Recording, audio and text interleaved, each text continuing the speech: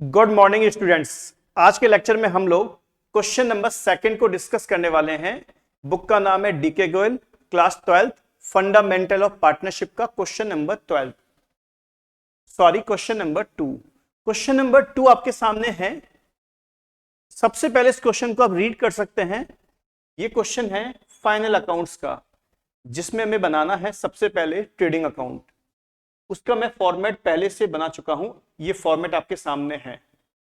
उसके बाद में बनाएंगे हम लोग प्रॉफिट एंड लॉस अकाउंट। उसके बाद बनाएंगे हम लोग profit and loss appropriation account. मैं आपको बता दूं, क्लास 12th में पार्टनरशिप में प्रॉफिट एंड लॉस अकाउंट के बाद और बैलेंस शीट से पहले एक अकाउंट और बनता है, profit and loss appropriation account. और सबसे लास्ट में हम लोग क्या बनाएंगे, तो बैलेंस शीट। तो यहां फाइनल अकाउंट्स में कितने अकाउंट बनेंगे? 4। Trading account, profit and loss account, profit and loss appropriation account और बैलेंस शीट। फटाफट आप लोग अपनी अपनी बुक्स निकाल के क्वेश्चन नंबर 2 को रीड कर सकते हैं फटाफट। तो आइए बिना देरी के मैं क्वेश्चन को स्टार्ट करता हूं। क्वेश्चन में लिखा हुआ है दो पार्टनर्स हैं एक्स एंड वाई, उनका रेशियो गिवन है हमें 2:1 और हमें क्या गिवन है? ट्रायल बैलेंस और नीचे कुछ एडिशनल इंफॉर्मेशन। इनके बेस पे हमें क्या बनाना है? Final accounts. तो सबसे पहले यहां लिखा हुआ है X capital, Y capital, X drawings और वाई ड्राइंग्स। तो हम लोग बैलेंस शीट पे आते हैं। आपको मालूम होगा जो कैपिटल है वो हमेशा बैलेंस शीट में आती है। तो यहां लिखेंगे कैपिटल ऑफ एक्स और थोड़ा सा नीचे लिखेंगे हम लोग कैपिटल ऑफ वाई। ऊपर वाली एक्स की कैपिटल है और नीचे वाली वाई की कैपिटल है, क्योंकि इसमें पार्टनर कितने हैं? 2, तो कैपिटल अकाउंट भी 2 होंगे। एक्स की जो कैपिटल है वो है 3,20,000। वाई की जो कैपिटल है वो है 2,40,000। उसके बाद में लिखा हुआ है ड्राइंग्स।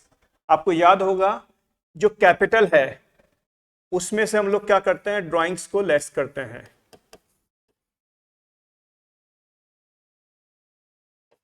तो यहां हमने लिखा ड्राइंग्स, इसको हम लेस कर देंगे कैपिटल में से।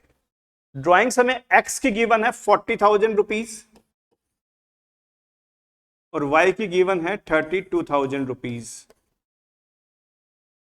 आगे लिखा हुआ है स्टॉक, डेट लिखी है 1 अप्रैल 2023। अगर ये स्टॉक अप्रैल का है तो ये ओपनिंग स्टॉक हो गया और ये कहां पर आएगा? ट्रेडिंग अकाउंट में। तो ट्रेडिंग अकाउंट में सबसे पहले हम लोग क्या लिखेंगे यहां पर?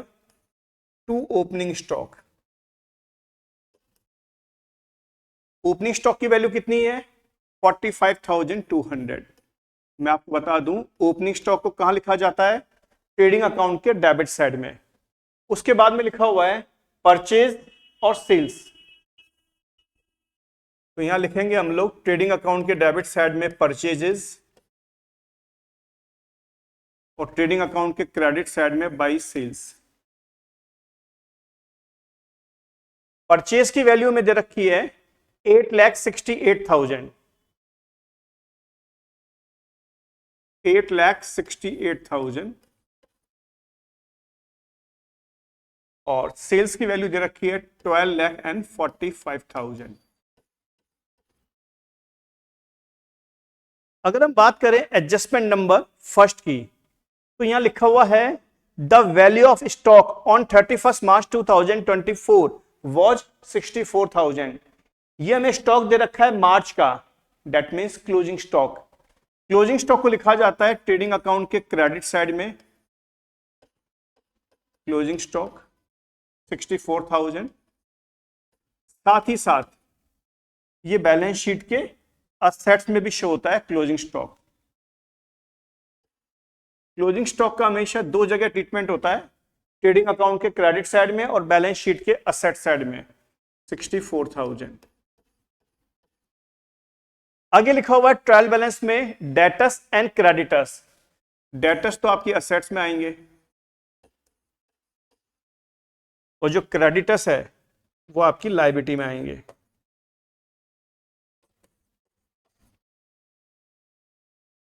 डेटर्स की वैल्यू हमें दे रखी है क्वेश्चन में 1,52,000 और क्रेडिटर्स की वैल्यू हमें दे रखी है 48,000। ये हमने वैल्यू को पुट कर दिया। आगे लिखा हुआ है बिल्डिंग। बिल्डिंग की वैल्यू कितनी है? 6 लाख। बिल्डिंग हमारी असेट्स है, बैलेंस शीट के असेट साइड में आ जाएगी बिल्डिंग 6 लाख। बिल्डिंग के बारे में एडजस्टमेंट नंबर 2 है। बिल्डिंग पे क्या लगाना है हमें? डेप्रीशिएशन। कितना? 10%। तो यहां लिखेंगे बिल्डिंग, उसमें से लेस करेंगे डेप्रीशिएशन। 6 लाख का 10% यानी 60,000। आउटर कॉलम में वैल्यू आ जाएगी 5,40,000। और जो डेप्रीशिएशन है उसे हम लेके जाएंगे प्रॉफिट एंड लॉस अकाउंट के डेबिट साइड में, टू डेप्रीशिएशन ऑन बिल्डिंग। ये हमारा बिल्डिंग का डेप्रीशिएशन आ गया है। देखो बहुत ही सिंपल सा कॉन्सेप्ट है। हमें क्या करना है? स्टार्टिंग से आइटम पिक करने हैं। जो आइटम ट्रेडिंग में आएंगे उनको ट्रेडिंग में डालना है, जो प्रॉफिट एंड लॉस में आएंगे उनको प्रॉफिट एंड लॉस में डालना है, और जो बैलेंस शीट में आएंगे उनको बैलेंस शीट में डालना है। आगे लिखा हुआ है cash in hand. Cash in hand भी बैलेंस शीट का पार्ट है, तो बैलेंस शीट के अंदर लिखेंगे हम लोग कैश इन हैंड। ये असेट्स में आता है कैश इन हैंड। इसकी वैल्यू में दे रखी है कैश इन हैंड की 5,900 यानी 5,900। आगे लिखा हुआ है बैंक ओवरड्राफ्ट। ये हमारा बैलेंस शीट के लायबिलिटी साइड में आता है बैंक ओवरड्राफ्ट।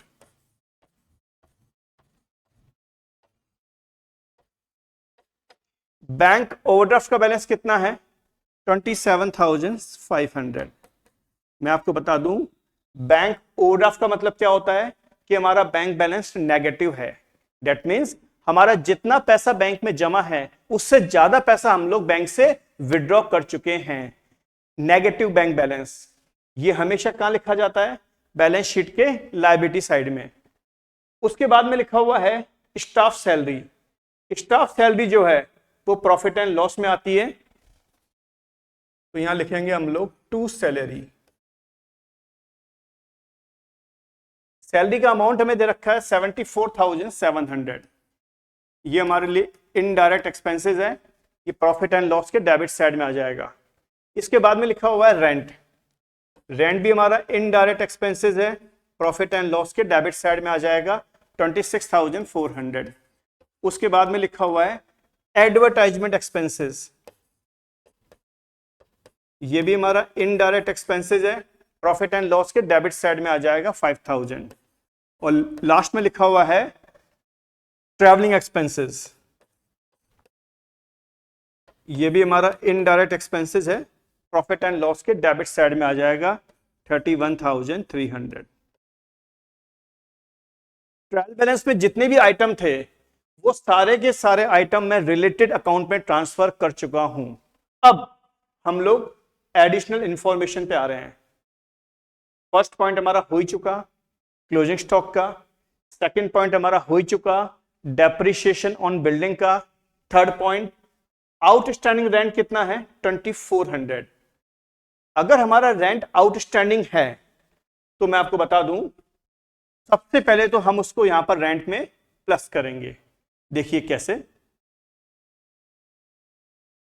रेंट हमें दे रखा है 26,400। यहां लिखा हुआ है ट्रायल बैलेंस में रेंट 26,400। तो जितना आउटस्टैंडिंग है उसे हम यहां पर प्लस कर देंगे 2400 को, तो रेंट की वैल्यू कितनी आ जाएगी 28,800। तो यहां पर हम लोग लिखेंगे 28,800। और जो आउटस्टैंडिंग रेंट है वो बैलेंस शीट के लायबिलिटी साइड में भी शो होगा। किस नाम से? Outstanding rent 2400। आउटस्टैंडिंग का मतलब ये होता है expensive due but not paid. यानी एक्सपेंसेस तो आपको देने चाहिए थे, बट आपने अब तक उन एक्सपेंसेस का पेमेंट नहीं किया है। नेक्स्ट पॉइंट, लास्ट पॉइंट, हाँ, हमें एक्स को सैलरी देनी है 48,000। मैं आपको बता दूं, कोई भी एक्सपेंसेस अगर पार्टनर से रिलेटेड है तो वो P and L appropriation account में आएगा। सैलरी ऑफ एक्स 48,000, और हम पार्टनर्स को क्या देंगे? आईओसी। आईओसी की full firm interest on capital. Partners कितने हैं? 2 एक्स और वाई। एक्स की कैपिटल है 3,20,000, उसका 5% निकालेंगे तो ये हो जाएगा 16,000। ये हमारा क्या आ गया? Interest on capital for X. Y की कैपिटल है 2,40,000, इसका 5% निकालेंगे तो ये हमारा आ जाएगा 12,000। टोटल हो गया 28,000। ये हमने इंटरेस्ट ऑन कैपिटल का ट्रीटमेंट भी कर दिया है। P and L appropriation account में वही ट्रांजैक्शंस आते हैं जो पार्टनर से रिलेटेड होंगे। ये जो सैलरी है, ये जो आईओसी है, ये पार्टनर्स कैपिटल अकाउंट में ट्रांसफर होंगे। देखिए कैसे।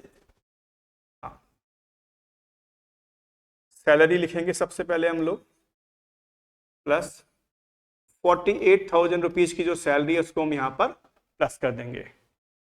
उसके बाद में लिखेंगे आईओसी, इसको भी हम यहां प्लस कर देंगे। आईओसी कितना था एक्स का? 16,000। और जो वाई का आईओसी है उसको हम यहां प्लस कर देंगे। कितना था वो? 12,000। तो बैलेंस शीट में सबसे पहले मैंने क्या लिखा? Capital minus drawings plus salary plus interest on capital. अब क्वेश्चन में जितनी भी इंफॉर्मेशन थी, भले वो ट्रायल बैलेंस के अंदर हो या एडिशनल इंफॉर्मेशन में हो, सारी की सारी इंफॉर्मेशन को हम लोग यूज में ले चुके हैं। अब हमारा जो सबसे पहला काम है वो काम ये है ग्रॉस प्रॉफिट को कैलकुलेट करना। ये जो ट्रेडिंग अकाउंट है इससे हम क्या निकालते हैं? Gross profit. उसके लिए जो ट्रेडिंग अकाउंट का जो क्रेडिट साइड है उसे हम पहले ऐड करेंगे। ट्रेडिंग अकाउंट का जो क्रेडिट साइड है उसे हम पहले ऐड करेंगे। क्रेडिट में से डेबिट साइड को लेस करेंगे। ये बैलेंसिंग फिगर आ गया 3,95,800। टोटल दोनों तरफ का सेम रहता है, आपको मालूम होगा ही होगा। ये जो बैलेंसिंग फिगर है इसे बोला जाएगा ग्रॉस प्रॉफिट। मैं आपको बता दूं, ट्रेडिंग अकाउंट से हम लोग क्या निकालते हैं? Gross profit. ये हमारा बैलेंसिंग फिगर है जो मैंने सर्कल किया है। तो ट्रेडिंग अकाउंट में सबसे पहले मैंने क्या लिखा? सेल्स, उसके बाद में क्लोजिंग स्टॉक, और डेबिट साइड में ओपनिंग स्टॉक और परचेज। क्रेडिट साइड में से डेबिट साइड को लेस कर दिया तो बैलेंसिंग फिगर में क्या आ गया? Gross profit. और इस ग्रॉस प्रॉफिट को हम लोग ट्रांसफर करेंगे प्रॉफिट एंड लॉस अकाउंट के क्रेडिट साइड में, इस नाम से बाई ग्रॉस प्रॉफिट। इसकी वैल्यू थी 3,95,800। टोटल करेंगे तो इतना ही आएगा 3,95,800। क्रेडिट साइड के टोटल में से डेबिट साइड का टोटल हम लोग क्या करेंगे? लेस करेंगे। ये आ गया 1,96,000। टोटल दोनों तरफ का सेम रहेगा 3,95,800। ये जो बैलेंसिंग फिगर है इसे हमने डाल दिया सर्किल में। ये हमारा कहलाएगा नेट प्रॉफिट, बट हम लोग यहां लिखेंगे to profit and loss appropriation account. तो मेरा कहने का मतलब ये है, प्रॉफिट एंड लॉस अकाउंट में केवल क्या आते हैं? Indirect expenses. और साथ ही साथ आपको यह भी ध्यान रखना पड़ेगा, जो एक्सपेंडिचर या इनकम पार्टनर से रिलेटेड है वो प्रॉफिट एंड लॉस अकाउंट में नहीं आएगी, वो profit and loss appropriation account में आएगी। तो प्रॉफिट एंड लॉस अकाउंट का जो बैलेंसिंग फिगर है 1,96,000, ये नेट प्रॉफिट है। इसे हम किस नाम से लिखेंगे? To profit and loss appropriation account. अब हम क्या बनाएंगे? Profit and loss appropriation account. इसके क्रेडिट साइड में लिखेंगे by P and L account, यानी जो हमने नेट प्रॉफिट कैलकुलेट किया था वो हम लिखेंगे पी एंड एल अकाउंट के क्रेडिट साइड में, P and L appropriation account के क्रेडिट साइड में। किस नाम से? By P and L. Credit side को पहले प्लस करेंगे हम लोग, क्रेडिट साइड में से डेबिट साइड को लेस करेंगे। ये बैलेंसिंग फिगर में आ गया 1,20,000। आपको मालूम होगा दोनों ही तरफ का टोटल क्या आना चाहिए? सेम। ये मैंने सर्किल कर दिया। ये हमारा बैलेंसिंग फिगर है। ये कहलाएगा हमारा डिविजिबल प्रॉफिट। क्या कहलाएगा? Divisible profit. तुम यहां लिखेंगे 2 डीपी, डिविजिबल प्रॉफिट, जो x और y में क्या होगा? डिवाइड होगा। ये जो डिविजिबल प्रॉफिट है ये डिवाइड होगा 2:1 के रेशो में, यानी इनके प्रॉफिट शेयरिंग रेशो में। तो 80,000 for x and 40,000 for y। तो मैंने क्या किया? ये जो डिविजिबल प्रॉफिट है कितना? 1,20,000, इसको 2:1 में डिवाइड कर दिया इनके प्रॉफिट शेयरिंग रेशो में। ये हमारा profit and loss appropriation account बनके तैयार हो गया है। ये बात ध्यान रखिएगा, इसमें केवल वही आइटम आएंगे जो पार्टनर से डायरेक्टली रिलेटेड होंगे। अब हम क्या बनाएंगे? सबसे लास्ट में बैलेंस शीट, और बैलेंस शीट में हम लोग प्लस करेंगे डिविजिबल प्रॉफिट। आइए देखते हैं कैसे।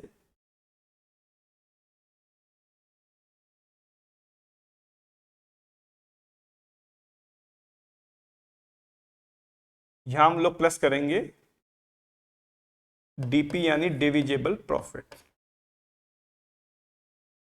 डीपी यानी डिविजिबल प्रॉफिट। आपको याद होगा एक्स का प्रॉफिट तो था 80,000 और वाई का प्रॉफिट था 40,000।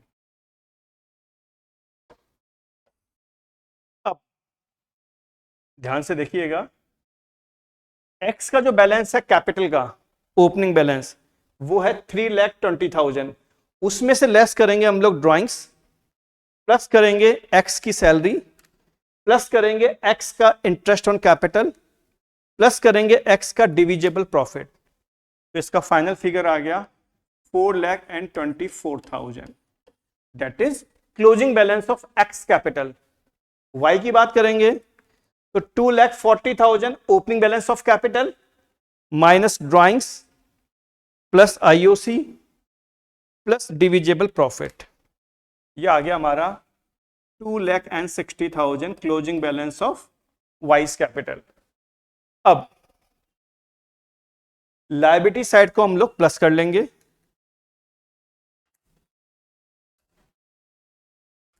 यह आ रहा है 7,61,900। ये टोटल है 7,61,900। ये हमारा लायबिलिटी साइड कंप्लीट है। इसमें हमने क्या क्या लिखा है? Capital of X, capital of Y, outstanding rent, bank overdraft and creditors. अब मैं ऐड करने वाला हूं असेट्स को 64,000 प्लस 1,52,000 प्लस 5,40,000 प्लस 5,900। ये वैल्यू आ गई 7,61,900।